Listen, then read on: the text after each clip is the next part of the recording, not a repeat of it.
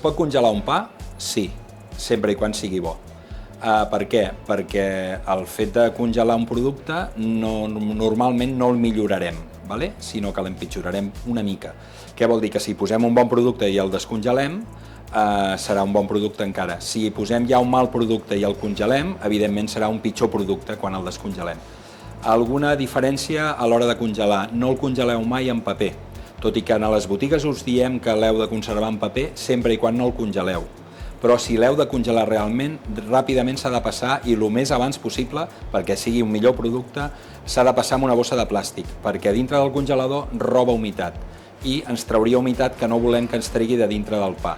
Llavors, si està ben protegit en plàstic, tu aquest plàstic el pots obrir, treure una llesca, dues, tres, la teva necessitat, si la passes una mica pel forn o per la torradora, el tornaràs a reviure perfectament i et sortirà un producte excel·lent. O sigui que també té un altre de les avantatges del pa de pagès, que pots regular el teu gasto si ets una família petitona o depèn de les circumstàncies, o que no pots anar a comprar pa cada dia. És una manera de regular el consum de pa d'una manera racional i amb un producte de molta qualitat, sempre i quan hagis comprat un pa de qualitat.